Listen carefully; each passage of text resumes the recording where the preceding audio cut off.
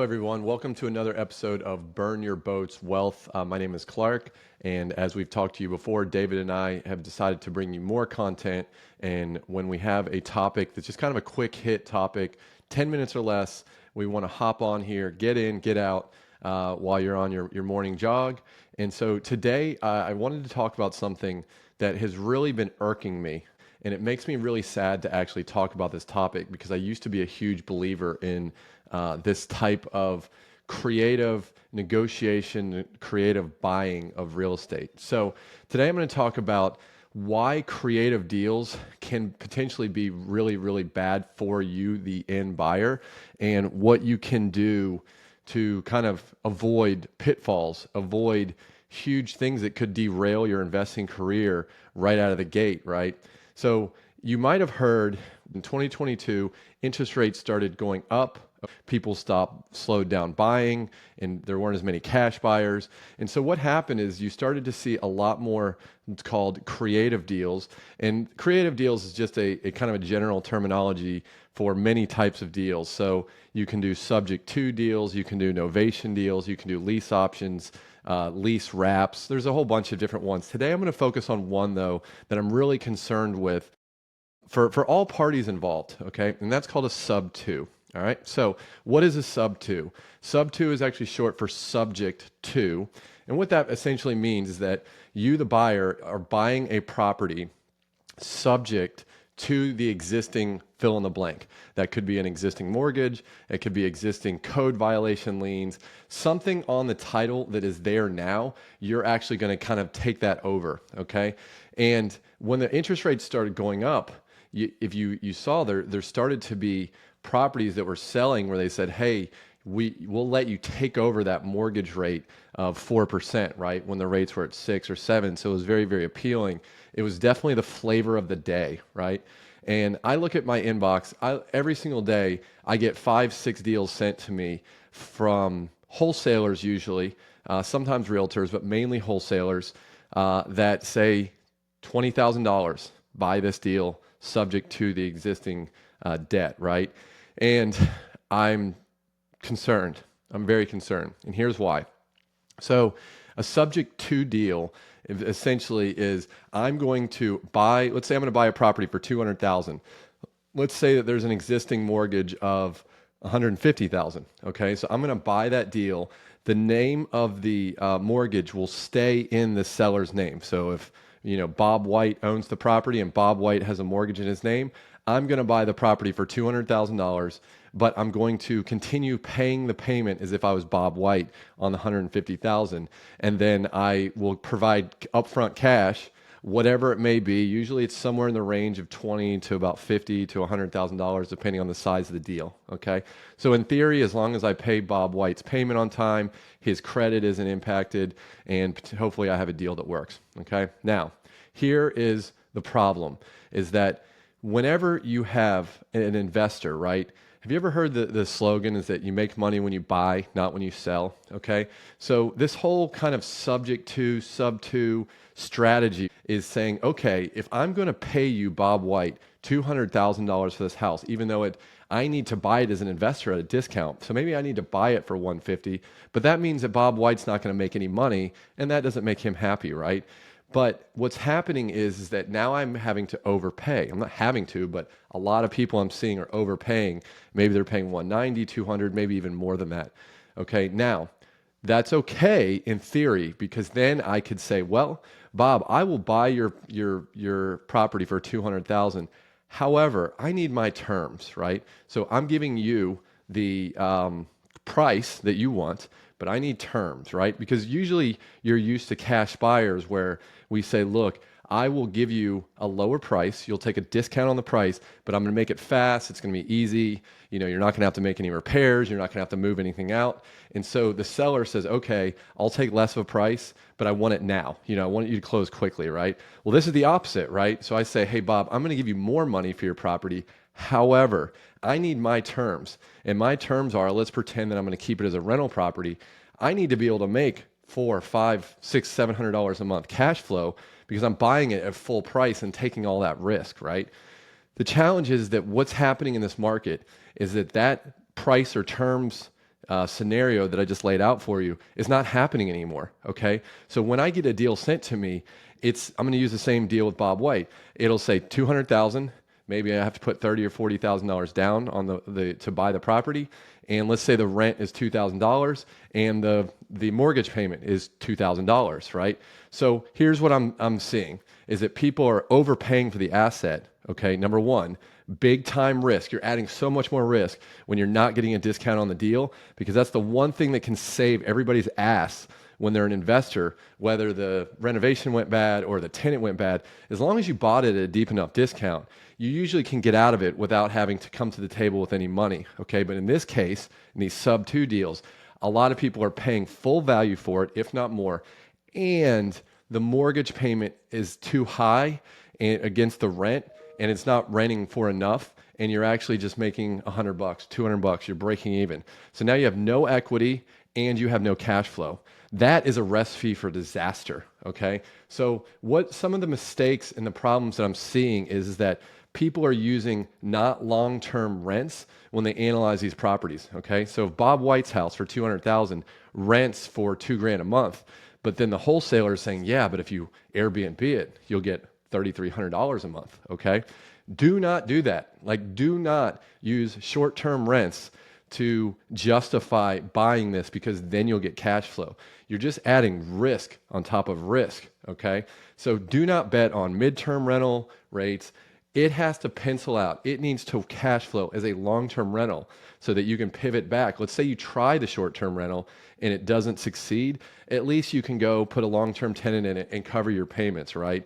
But if you just are banking on getting some short-term rental kind of business strategy, it's not going to work. The next thing is, you don't know who the seller is if you're buying it from a wholesaler, right? You don't know their challenges. What if the seller that got the 30 grand, Bob White, he gets 30 grand and he says, you know what? I still am not able to buy another house. I know I said I didn't want to buy another house and I want to rent.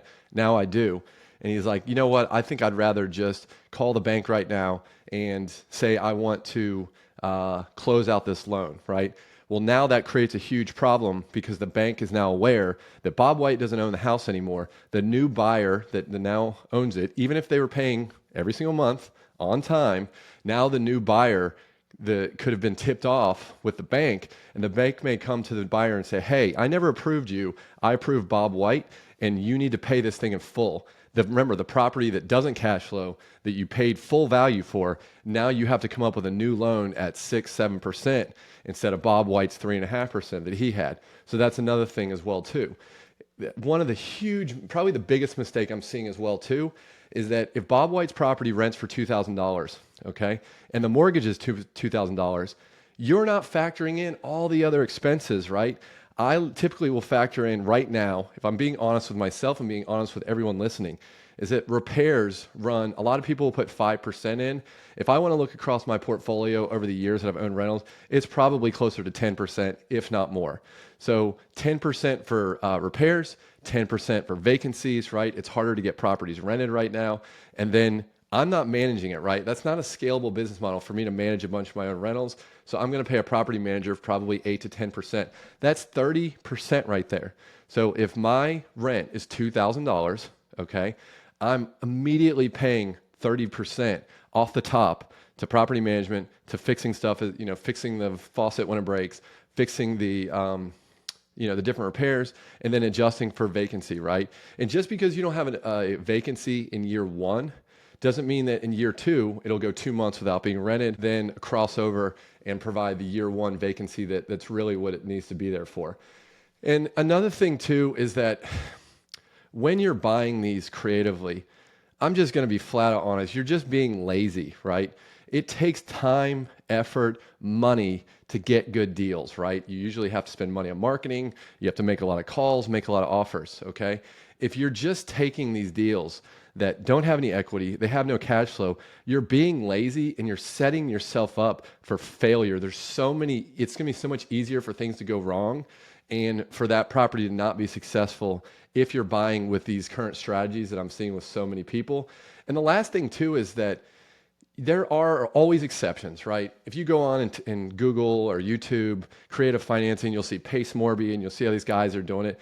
But Pace Morby has probably $100 million worth of assets that he has. So if he adds another property that doesn't cash flow, it's going to be okay, right? Because he has plenty of other assets that cash flow really well.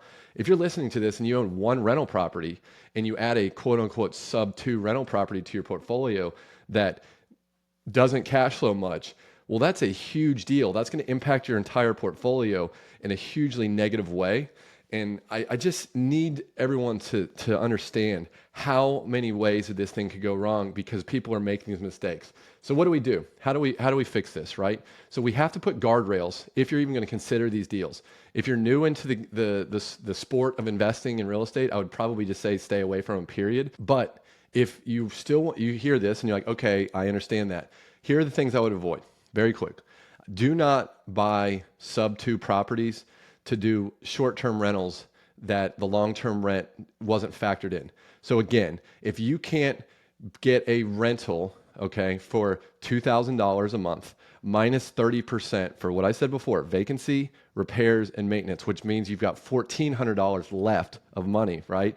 If your mortgage payment is more than $800 or $900, I wouldn't do the deal. I don't care how much it does as a short-term rental. It's too lumpy. It's too unpredictable right now. So quick kind of thought is the rent minus 30%. And you have to factor in that when you buy this thing, the taxes are going to reset. Okay. And when taxes reset, they don't go down. So there's a good chance that they will go up. And depending on the city and the county and the municipality, they reset at different times. Where I live, they reset at the beginning of the year if the title changes hands, okay? So I know that the taxes are gonna go up, so I'm probably gonna factor in at least another $50 to $100 a month additional. So if I'm taking the $2,000, I'm subtracting 30%. Now I'm at $1,400. Now I'm going to take another $100 to bring it down to $1,300 of actual cash, right? Before I have to make that mortgage payment.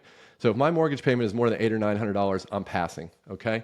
So keep that in mind. It's just a quick and the dirty kind of back of napkin underwriting to make sure that you are fully getting all the expenses out there. Okay. Fully accounting for the adjustment in the taxes. All right. And there's always going to be exceptions. Like I said, if you have a large portfolio that's kicking off $10,000 a month in cash flow, buying kind of a break-even sub 2 deal in a nice area in a nice market where you can clearly see the path of progress, you can clearly see new things being built, A-class commercial coming in, then okay, I'll let that exception fly. But I think that for the most part, most of these properties that I'm seeing being wholesaled out are way too dangerous. You need to stay away from them and you need to give them the proper vetting and not take any of the wholesalers' word for it, any of their pro formas they provide, because all they're going to do is just give you the sunny side of what it looks like and not factor in any of the negative sides. It grinds my gears. Hopefully I gave you a few tips and things that you need to look out for. And I appreciate you listening as always. And we look forward to bringing you so much good content this year between David and I and the new guests that we're bringing on. So go out, take action. 2025 is going to have a lot of great opportunities, and let's get after it, everyone. Thank you so much for listening. Well, that is a wrap for today, folks. We hope that this episode shed some light on the complexities of the real estate market and kind of really gave you some actionable insights. Because remember, you navigate the world of property investment, it requires more than just luck. You're going to need strategy, you're going to need knowledge, and of course, you're going to need a little dash of courage. And if you enjoyed today's episode, be sure to hit that subscribe button. Leave us a review on any of the podcast platforms that you listen to and YouTube as well. And don't forget to follow us on Instagram and Facebook at Burn Your Boats Wealth. And leave comments, talk to us about things that you want us to talk about or things you disagree with us on. We appreciate all that type of insight. Your support really fuels our fire to bring you even more valuable content. So we appreciate you. We appreciate the support, and we will see you next time. You've been listening to the Burn Your Boats Wealth podcast with Clark Lunt and David Shaw. We would love to hear from you. Please reach out at contact@burnyourboatswealth.com with comments, questions, and if you have a topic you would like Clark and David to discuss on an upcoming episode. We would very much appreciate it if you took the time to rate and review Burn Your Boats on your favorite podcast listening app, and make sure to follow and share on social media. Content in Burn Your Boats Wealth podcast is for entertainment purposes only and is not legal or financial advice. Please review our legal disclaimer at burnyourboatswealth.com. Thank you and have a great day.